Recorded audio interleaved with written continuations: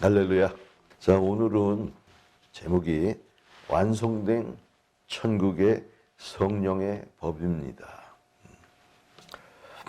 자, 하나님의 아들 예수님께서 이 땅에 오셨어요. 근데 무엇을 하시러 오셨냐면 하나님의 그 기록된 말씀의 뜻을 이루려고 오셨습니다. 그 뜻이 무엇인가 하는 것은 이 하늘에서 이루어진 것 같이 이 땅에서도 그 아버지의 뜻이 이루어지게 하옵소서 하는 그 주기도문 가운데 그것을 행하러 오셨잖아요. 그 오셔가지고 이제 모든 법을 다시 새롭게 제정하셨어요. 왜냐하면 처음에 약속된 그 법보다는 더 나은 법, 더 귀한 법. 그래서 예수님께서 이 법을 폐하러 온 것이 아니라 완성시키러 오셨다 그러셨어요.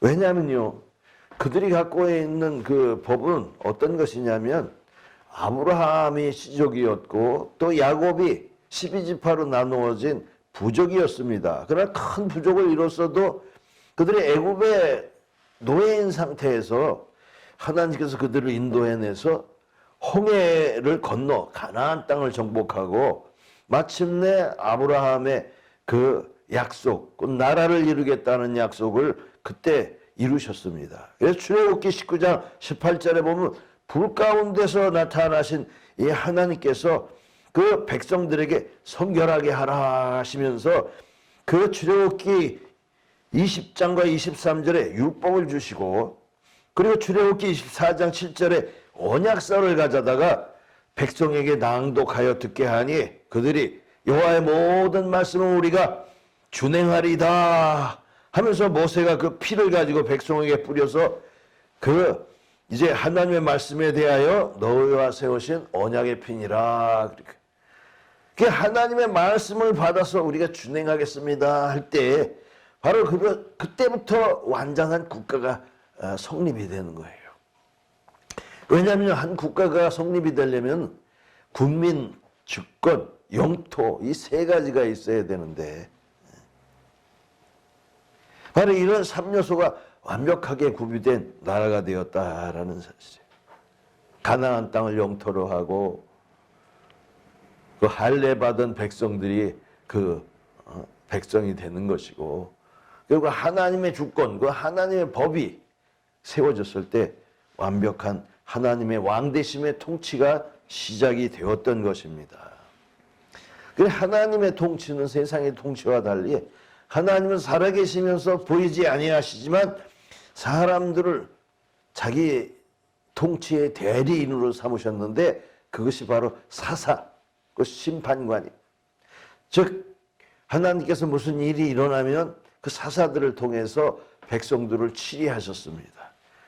그래서 그들을 전쟁에서 또 어떤 잘못된 형편에서 다시 구원해 주시는데 그 사사들이 쭉 내려오다가 이제 마지막 사사 사무엘 때 이 사무엘상 8장 4절에 보니까 이스라엘의 모든 장로가 그 라마에 있는 사무엘에게 나가서 우리에게 왕을 세워 이스라엘을 다스리게 하소서. 당신은 이제 늙지 않았습니까? 당신의 아들들은 그냥 당신과 같지 않으니 다른 나라들처럼 우리도 왕을 얻게 하소서 했단 말입니다. 그러니까 여호와께서 이 말씀하시기를 사무엘에게 너를 버린 것이 아니라 나를 버려서 왕 되지 못하게 하려 함이라. 그러나 그 제도를 알게 하라 하시면서 너희 이제 아들들은 다 병정으로 끌려갈 것이고 너희 이제 딸들은 시종을 들게 되고 그리고 너희 이제 세금을 다 바쳐가지고 이제 사람들 고관들을 먹게 할 것이고 전쟁에 불려나갈 것이고 그렇게 했는데도 불구하고 그렇게 왕이 있어야 됩니다 하고 우겨서 그 말을 들어서 왕을 세워줬는데 첫째 왕이 사울이었지 않습니까? 그래서 하나님의 왕대심을 거절하고 사람의 왕됨을 촉구했단 말입니다. 그러니 제대로 운행이 되겠습니까? 사람의 생각으로 하나님의 백성들을 치료할 수 없죠. 그러니까 하나님의 말씀을 범하고 죄를 지을 수밖에. 그러니까 이 에레미야 31장 31절에 보라 날이 이르리니 내가 이스라엘 집 유다 집에 새 언약을 세우리라. 에레미야는요, 그 이스라엘의 유대의 마지막 왕 히드기야의 멸망하는 그때의 선지자였습니다. 그래서 새 언약을 맺으리니 저들이 내가 남편이 되었어도 그 언약을 깨뜨렸습니다 하면서 후에 내가 이스라엘 집과 맺은 언약을 이러하니 곧 나의 법을 그들의 속에 두며 그들의 마음에 기록하여 나는 그들의 하나님이 되고 그들은 내 백성이 될 것이다 이렇게 예언을 하고 있어요. 그래서 바벨론의 이 멸망을 하는 이 세대 속에서 하나님께서 다른 나라를 세우시겠다 이렇게 말씀하신 것입니다. 그래서 예수님께서 오셔서 바로 그 일을 하신 거예요. 이 로마 시대 때 예수님 오셔서 하나님의 나라의 복음을 전파했습니다. 그 복음을 전파하시는 것이 무엇이냐면 하나님의 나라의 일들을 말하시는 거예요. 천국의 일들. 그런데 가장 중요한 것이 뭐냐면 국민 영토 주권입니다. 그래서 이 하나님의 나라는 국민도 다르고 영토도 다르고 주권도 다릅니다. 그래서 새로운 백성의 조건이 무엇이냐 하니까 요한복음 1장 13절에 이는 혈통으로나 육정으로나 사람의 뜻으로 나지 아니하고 하나님께로부터 난 자들이니라 하셨어요. 여러분, 하나님의 나라 천국의 백성들의 조건은 뭐냐면 하늘로서부터 태어나야 된다라는 거예요. 그래서 예수님께서 요한복음 3장 3절과 5절에 보니까 거듭나지 아니하면 사람이 거듭나지 아니하면 하나님의 나라를 볼 수도 없고 물과 성령으로 나지 아니하면 하나님의 나라에 들어갈 수 없느니라 이렇게 했어요. 하늘로부터 나서야 하나님의 나라에 참여할 수 있다라는 것이죠. 이것이 바로 새로운 백성의 조건인 것입니다. 사람의 혈통으로나 사람의 뜻으로 나지 아니하고 하나님의 뜻을 알고 난 자들, 하늘로부터 난 자들, 그가 바로 그 백성의 조건이 되는 것이에요. 두 번째, 새로운 영토의 조건 그랬어요. 자, 누가복음 17장 20절에 바리새인들이 하나님의 나라가 어느 때에 맙니까? 하고 물었을 때 예수님께서는 하나님의 나라는 볼 수 있게 임하는 것이 아니라 여기 있다 저기 있다 못하리니 하나님의 나라는 너희 중에 있느니라 이렇게 말씀하셨어요. 너희 가운데 있느니라 이렇게 말씀하셨다는 것입니다. 여러분, 세상의 나라들은 볼 수 있어요. 땅에 경계가 있어요. 그렇지만 하나님의 나라는 보이지도 않을 뿐더러 경계도 없는 것입니다. 어느 곳이든지 하나님의 성령이 있는 그곳, 그것이 하나님의 나라인 거예요. 여러분, 누가복음 8장 10절에는 하나님의 나라의 비밀을 아는 것이 너에게는 허락되었으나 다른 사람에게는 비유로 하나니 이는 그들로 보아도 보지 못하고 들어도 깨닫지 못하게 하려 함이라 그랬어요. 하나님의 나라를 볼 수도 없고 들어갈 수도 없게 되어 있다 이겁니다. 하나님의 나라 백성이 아니면. 여러분, 그래서 이 하나님의 나라는 어디에 있느냐? 성령 안에 있는 것입니다. 로마서 14장 17절에 있는 것처럼 하나님의 나라 먹는 것과 마시는 것이 아니요 오직 성령 안에서 의와 평강과 희락이라. 즉 하나님의 안 보이는 것처럼 그 나라도 보이지 않지만 누구든지 성령 안에 있는 자는 그 나라를 소유하고 그 나라를 품고 그 나라 바탕 위에 서 있다라는 사실이에요. 그래서 이 새로운 법의 조건이 뭐냐면 하늘을 사는 하나님의 자녀들을 위한 법이라는 사실이죠. 모세의 율법은 가나안 땅에 사는 법이에요. 땅에 사는 법. 그러나 새로운 예수님이 말씀하시는 법들은 다 하늘을 사는 법이에요. 하나님의 법을 따라서. 그래서 이 마태복음 5장 1절에 말씀하시기를 무리를 보시고 산에 올라가 앉으시니 제자들이 나와온지라 이렇게 기록되어 있습니다. 이건 뭐냐면 시내산에서 모세를 통하여 율법을 주신 패턴을 그대로 적용하고서 산에서 직접 말씀을 주시는 거예요. 그래서 요한복음 1장 14절에 말씀이 육신이 되어 우리 가운데 거하시며 우리가 그의 영광을 보니 아버지의 독생자의 영광이요 은혜와 진리가 충만하더라. 예수님께서 우리에게 법을 말씀해 주고 계신 겁니다. 제자들을 불러서 제자들이 산 밑에 있을 때 산 위에서 예수님께서 법을 말씀하고 계시는 거예요. 오늘날 우리가 이것을 산상수훈이다, 황금률이다, 팔복이다 이렇게 얘기하지만 이것은 하나님의 나라의 복음, 곧 천국 복음입니다. 천국을 사는 법이고 영생으로 가는 법이에요. 이것은 뭐냐면 왕으로서의 당연히 해야 할 일인 거예요. 왕이라면 왕이 해야 될 일이 뭡니까? 법을 제정하는 일이에요. 법을 제정하지 않으면 그 나라가 아닌 것이에요. 우리가 예수님의 이 마태복음 5장, 6장, 7장의 산상수훈이라고 하고 황금률이라고 하는 것은 왕으로 인정하지 않는 사람들의 이야기일 뿐이에요. 왕이라면 반드시 뭘 하느냐? 법을 제정하는 것이지 무슨 교훈을 주는 것이 아닌 것입니다. 예수님 왕 되시는 여러분 믿으십니까? 예. 내가 그 나라의 왕이다 이렇게 말씀하시고 십자가에서 죽으신 걸 아시지 않습니까? 왕은 반드시 그 법을 먼저 정하는 것이에요. 여러분. 세상 나라의 왕도 왕조가 바뀌면 법을 바꿉니다. 근데 하물며 사람이 왕된 그 나라를 하나님께서 직접 왕이 되셨는데 안 바꾸겠어요? 여러분 말씀이 육신이 되었다라는 얘기는 뭐냐면 하나님이시라는 얘기예요. 태초에 말씀이 계시니라 말씀으로 세상을 지으신 것처럼 그게 하나님인 것입니다. 말씀이. 수면 위에 운행하신 그 말씀이 육신이 되어 우리 가운데 나타나셨다는 것은 바로 예수 그리스도가 하나님이신 것을 증명하고 있는 거예요. 그게 아버지의 영광이고 은혜와 진리가 충만한 것입니다. 그래서 요한복음 1장 16, 17절에도 기록된 것이 뭐냐면 17절에 율법은 모세로 말미암아 주어진 것이요 은혜와 진리는 예수 그리스도로 말미암아 온 것이라.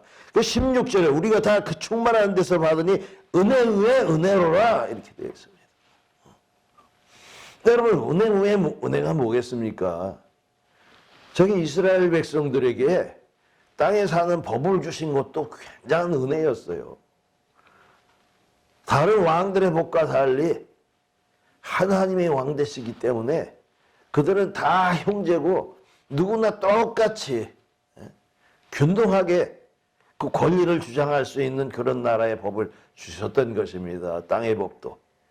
그래서 다 그들이 한 족속과 한 형제로서 하나님을 왕으로 모시고 살았었는데 이제는 그 은혜보다 더 큰 은혜가 예수님으로부터 나오고 있는데 이것은 어떤 혈통이나 육정으로 태어난 사람들 혈족만이 아니라 어떤 사람이든지 이방이든지 세계 어느 사람이든지 혈통이 다르고 문화가 다르고 가치관이 다르고 언어가 다르고 피부색이 다를지라도 저들에게 주어지는 그 모든 법은 똑같이 적용된다라는 사실입니다. 여자든 남자든 어린이든 노인이든 하나님 앞에서 다 동등한 위치에 법을 주셨는데 특별히 여기는 이방인들까지도 그 가운데 들어갈 수 있는 그 아름다운 법을 주신 거예요. 결국 땅만을 사는 법이 아니라 완벽하게 하늘을 사는 법을 주셨다라는 거예요. 이것은 그 마태복음 5장 3절서부터 12절까지의 말씀을 우리가 팔복이라고 하는데 이것은 무슨 법이냐면 당연히 그 하나님의 왕 되시고 그 자녀들이 누려야 할 법의 권리를 말하고 있는 거예요, 여러분. 그래서 이 마태복음 5장 3절과 여기 10절에 보면은 심령이 가난한 자는 복이 있는 천국이 그들의 것이며 하고 천국의 소유를 먼저 말씀하고 계신 거예요. 천국이 그들의 것이며 10절에도 의를 위하여 박해를 받은 자는 복이 있나니 천국의 그들의 것입니다 라고 소유를 말하고 있고 5절에도 온유한 자는 복이 있나니 그들이 땅을 기업으로 받을 것입니다 라고 했습니다. 이것은 세상의 땅이 아니라 새하늘과 새 땅을 얘기하고 있는 것입니다, 여러분. 이것이 기업이에요. 하나님의 기업.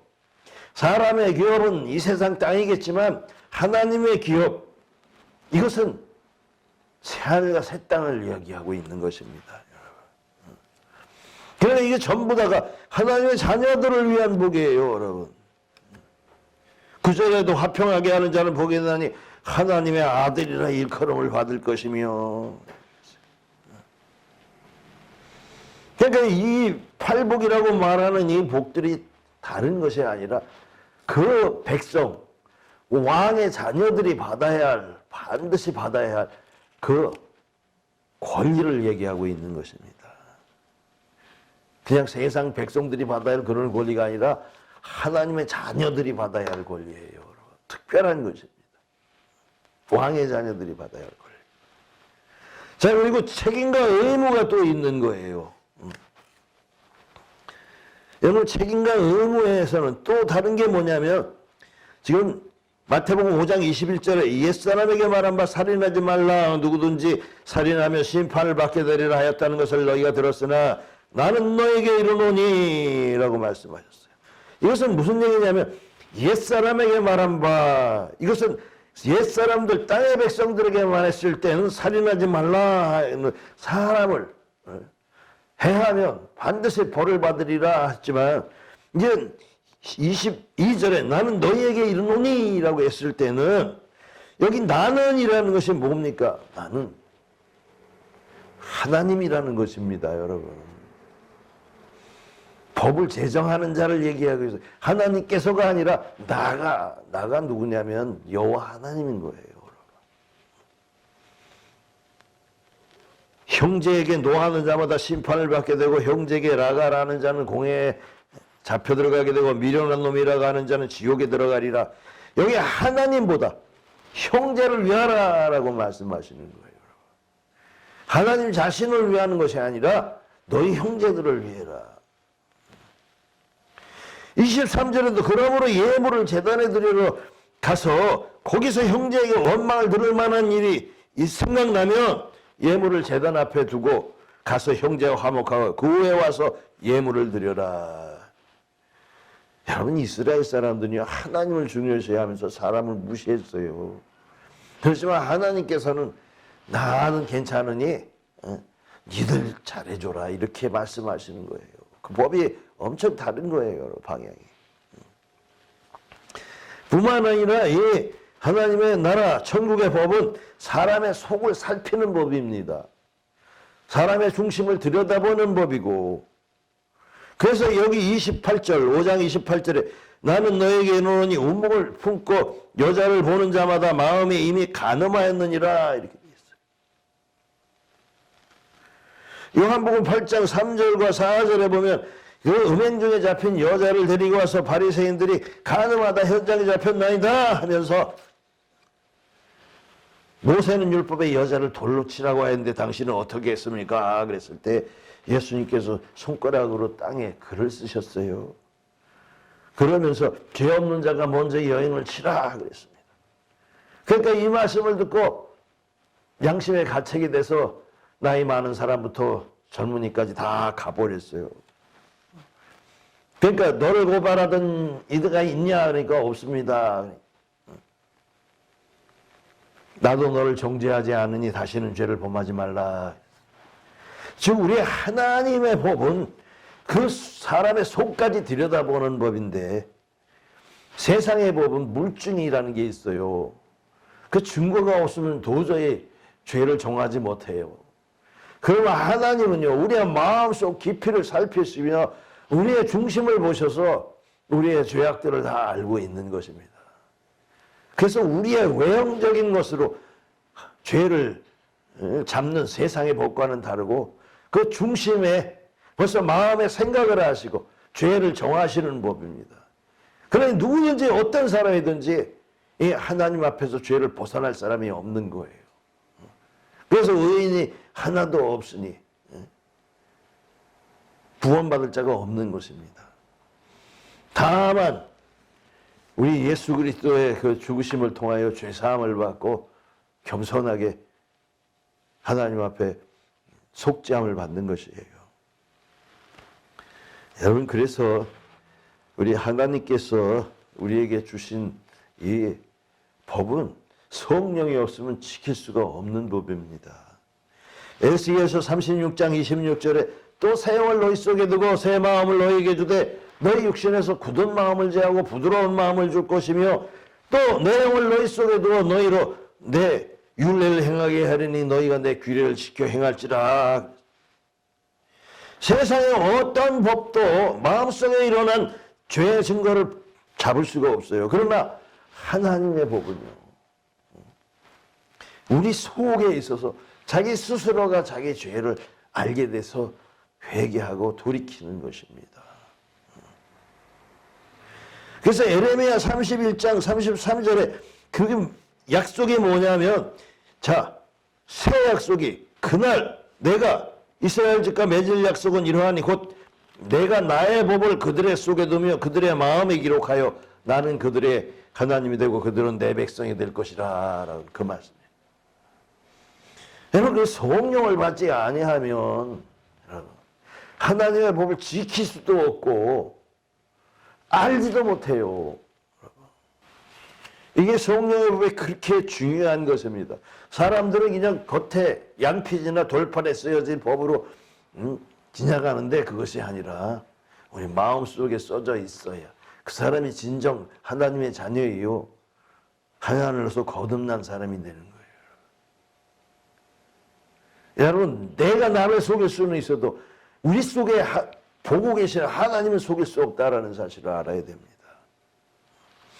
그래서 마태복음 5장 20절에는 내가 너희에게 이르노니 너희 의가 서기관과 바리새인보다 더 낫지 못하면 결코 천국에 들어가지 못하리라 말씀했어요.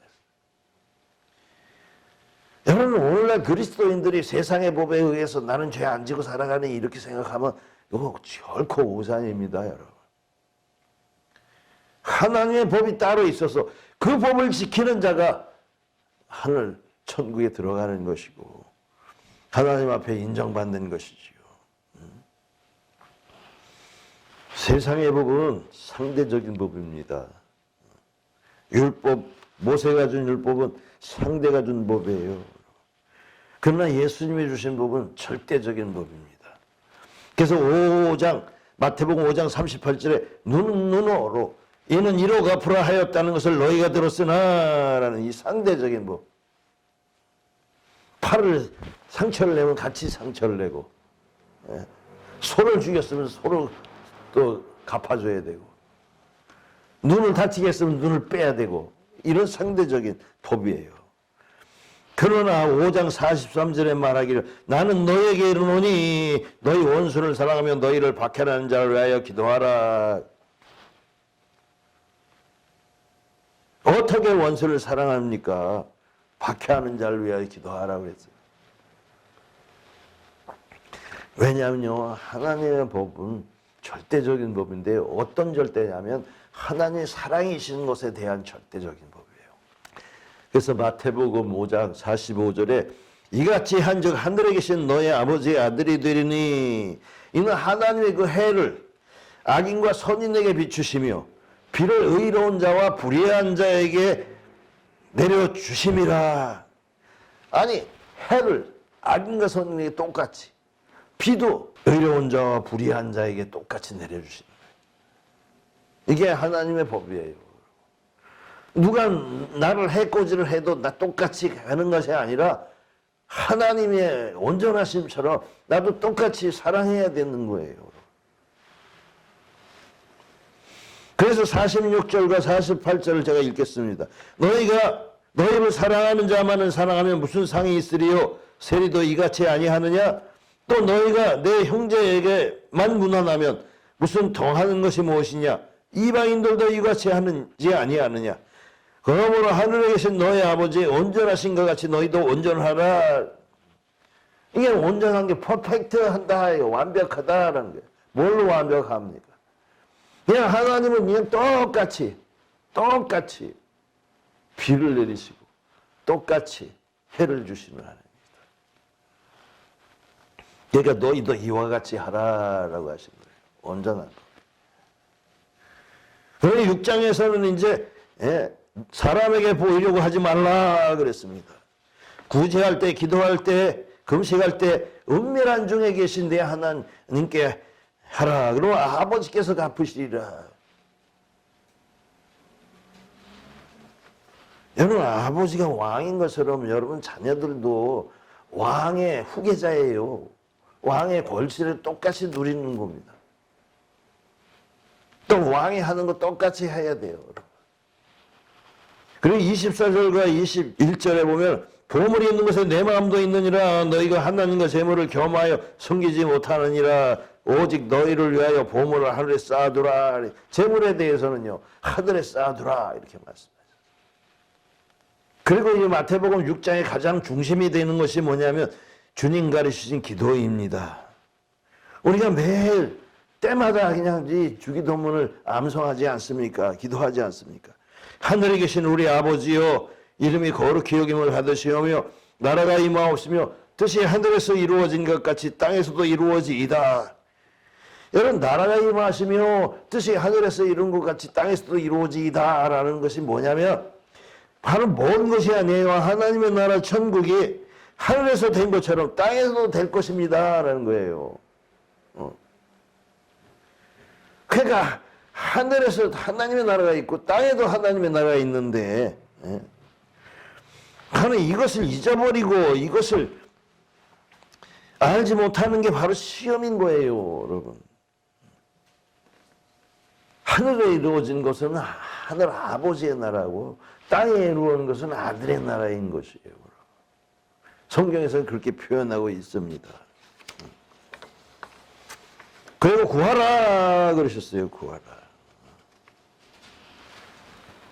자, 6장 31절과 32절에는 무엇을 먹을까 마실까 입을까 걱정하지 마라, 염려하지 마라, 다 이것은 이방인이 구하는 것이다 라고 말씀하시면서 너희 하늘 아버지께서 이 모든 것이 너희에게 있어야 할 줄 아시느니라 하시고, 마태복음 6장 33절에 그런즉 너희는 먼저 그의 나라와 의를 구하라. 그리하면 이 모든 것을 너희에게 더하시리라 그랬어요.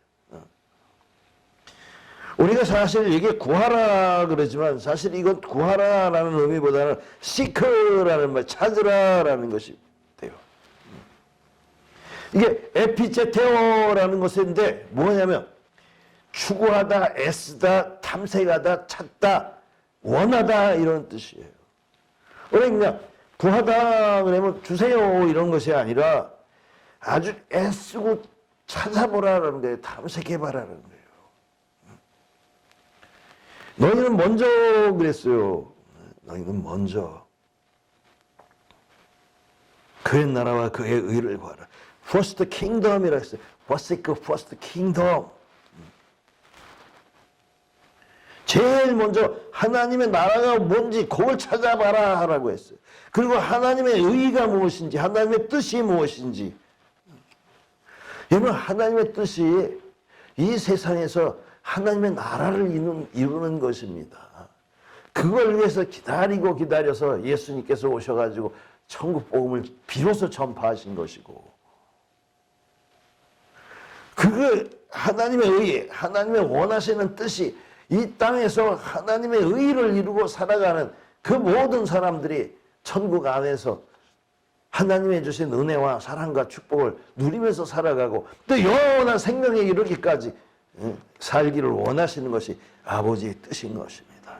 그것을 구하면 모든 것을 더해 주신다고 하셨어요. 염려하지 말아라. 그래서 그 나라를 찾는 방법까지 가르쳐 주셨어요. 여러분. 우리 마태복음 7장 7절에 구하라 그리하면 너에게 주실 것이요 찾아라 찾아낼 것이요 두드리라 그리하면 너에게 열릴 것이니 라고 했어요. 구하고 찾고 두드려라 그랬어요. 누가복음 11장 13절에는 너희가 악할지라도 좋은 것으로 자식에게 줄 줄 알거든 하물며 하늘의 아버지께서 구하는 자에게 성령을 주시지 않겠느냐. 많은 사람들이 구하라 찾으라 그러니까 성령을 구하지 않고 딴 것을 구해요. 딴 것을. 먹을 것을 구하고 입을 것을. 아닙니다. 성령을 구하라고 했어요. 이 성령은 아무에게 주어지는 게 아니에요, 여러분. 그래서 구하라 하시기 전에 7장 7절에 구하라 전에 7장 6절에 거룩한 것을 개에게 주지 말고 너의 진주를 돼지 앞에 던지지 말라. 그들이 그것을 밟고 돌이켜 너희를 찢어 상하게 염려하라. 여러분 귀하고 아름다고 거룩한 하나님의 나라 천국을 우리에게 허락하셨는데 오히려 그것을 통해서 밥거리를 만들고 말입니다. 세상 것을 만들어 버리는 이런 것이 되어버리니까 말입니다. 돼지나 개에게는 던지지 마라. 돼지나 개는 성령 받을 생각을 말아라. 그런 뜻이에요, 여러분. 하나님의 나라를 알지 못한다라고 했어요. 여러분 특별히 거짓 선지자에 대해서 말씀하셨어요, 여러분. 왜 그렇습니까? 거짓 선지자들은 이 천국을 망치는 자들이기 때문에 그렇습니다. 딴 거 거짓말하는 게 아니에요. 웬만한 거 거짓말해도 다 넘어가요. 사람의 일을 거역하는 것은 사함이 있거니와 성령의 일을 거역하는 것은 사함이 없는 것입니다. 거짓 선지자가 뭐하면 하나님의 성령의 일, 곧 이 땅에 예수께서 하시는 하나님의 나라의 일들을, 천국의 일들을 방해하고 왜곡하며 가리고 덮어놓고 거짓하는 것입니다. 그래서 거짓 선지자들은 뭐예요? 열매, 나쁜 열매를 맺나니 열매로 그들을 알리라 라고 했어요. 열매가 무엇입니까, 여러분? 신앙의 열매가 뭐예요, 여러분? 천국인 것입니다, 여러분. 가장 중요한, 하나님이 중요하게 생각하고 우리도 중요하게 생각하는 이 천국이 없는 거예요, 여러분. 거짓 선지자들의 입술에는 천국이 없어요. 그래서 마태복음 7장 21절에 나더러 주여 주여 하는 자마다 천국에 들어갈 것이 아니라 다만 하늘에 계신 내 아버지의 뜻대로 행하는 자라야 들어가리라 그랬어요. 아버지의 뜻이 바로 천국인 거예요, 여러분. 다른 데서 찾을 필요가 없어요. 저도 그랬어요. 하나님의 뜻이 무엇인가 하고 그냥 성령이 여기 뒤지고 저기 뒤지고. 아니요, 바로 그 본문 21절 안에 다 들어있다니까요. 아버지의 뜻이 천국에 들어가는 거예요. 바로 붙어 있어요, 이렇게. 아버지의 뜻이 천국에 들어가는 것인데 천국을 부정하고 예수님은 뭐래? 하나님의 나라가 이미 너희 위에 임하였느니라 말씀하셨어요. 천국이. 그냥 천국이 완료형으로 돼 있어요. 과거 완료형으로. 더 예수님이 오시자마자 왕이 왔고 거듭난 백성들이 있고 하나님의 법이 선포되고 완전히 천국이 이루어져 있는데 아직도 오지 않았고 앞으로 올 것이다. 여러분 예언자들은 예언만 하고 미래만 하는 게 아니에요. 당장에 하나님의 일을 발설하는 거예요. 현재적인 일도. 그래서 주의 이름으로 귀신을 쫓아내고 선지자 노릇하고 권능을 행했어도 뭐라고 하십니까? 이 7장 23절에 내가 그들에게 밝히 말하되 내가 너희를 도무지 알지 못하노니 불법을 행하는 자들아 내게서 떠나가라. 불법이 뭡니까? 예수님은 법을 선포했어요. 그 법을 행하지 않는 것이 불법인 거예요. 그래서 7장 24절에 누구든지 나의 이 말을 듣고 행하는 자는 그 집을 반석 위에 지은 지혜로운 사람 같으리니 창수가 나고 바람이 불어 그 집에 부딪히되 무너지지 아니하나니 이를 주처를 반석 위에 놓은 연고요. 이 말을 듣고 행하지 아니하는 자는 집을 모래 위에 지은 어리석은 사람 같으리니. 이 반석이 뭐겠습니까? 주처를 반석 위에 놓았다는 것은 법 위에 놓았다는 말이에요, 여러분. 예수님의 법에. 성령의 법에 모든 것을 근거해서 하는 사람과 근거 없이 하는 사람의 차이가 무엇이겠습니까, 여러분? 하나님의 나라 사람이면 반드시 그 나라의 법을 지켜야 되고 그 법을 근거로 해서 살아가는데 그 법을 절대 무시하고 전혀 가르치지도 않을 뿐만 아니라 행하지도 아니하면 어떻게 천국에 들어가겠습니까? 신앙생활 천년 만년 해도 모래 위에 지은 집은 허물어지게 돼 있다는 사실이에요. 그래서 예수님께서 이 말씀을 마치실 때 사람들이 놀래서 가르치는 것이 권위 있는 자와 같고 서기관들과 같지 아니하리라 그랬어요. 당연하죠. 아니 말씀이 육신이 되어서 오신 그 하나님의 아들 보고 하나님의 본체세요. 그분이 직접 말하는 거예요. 모세가 이렇게 말했지만 내가 말하노니라는 것이 하나님께서 말씀하시되가 아니라 내가 말하노니였어요. 여러분 그래서 우리가 이 하나님의 법을 지키지 아니하면 종교가 돼버리는 거예요. 여러분 종교가 뭡니까 여러분? 세상의 삶을 동안 어떻게 살아야 할까를 인간의 이성과 자아를 통해서 연구하고 묵상하고 수련해서 그 결과를 가르치는 것이 종교예요. 가르침이에요. 세상에서 높은 가르침이겠지만 하늘은 가르칠 수가 없고 하늘은 사람들을 가르칠 수가 없는 것입니다. 이 하나님의 나라의 천국의 법은 이 성령의 법은 이 세상과 저 세상 모든 영원히 사는 하늘의 법이라는 사실이고 그래서 로마서 8장 2절에 이는 그리스도 예수 안에 있는 생명의 성령의 법이 죄와 사망의 법에서 너를 해방하였음이라 이렇게 말하고 있어요. 그러니까 로마서 8장 1절에 너희에게 결코 정죄함이 없나니라고 하는 거예요. 여러분 정말 여러분이 그리스도인이라면 예수 그리스도에 주신 그 말씀들이 다 법이 되는 것이에요. 여러분. 그렇지만 우리가 성령으로 거듭나지 아니한 자들은 그것을 법으로 여기지 아니하고 그저 교훈으로 여긴단 말입니다. 그러면 어떤 사람이 돼야 되겠습니까, 여러분? 우리 속에 성령이 있으면 성령을 통해서 이것을 법으로 받아들이고 또 성령을 통해서 이것을 지켜나가야 되는 겁니다. 그 새 영과 내 영, 하나님의 영을 통해서 율례와 규례를 지키기로 약속하셨어요. 성령이 없으면 이 법을 알지도 못할 뿐만 아니라 행할 수도 없기 때문에 그렇습니다. 이것을 알고 행하는 자가 바로 하나님의 나라의 백성이요 하나님의 자녀가 되는 것이에요. 그러니까 우리는 성령으로 충만해서 하나님의 나라를 보고 들어가며 또 이 법을 알고 지켜서 우리 진짜 이 세상에서 빛과 소금의 하나님의 자녀로서 영광 돌리는 삶을 사시기를 주의 이름으로 축원합니다.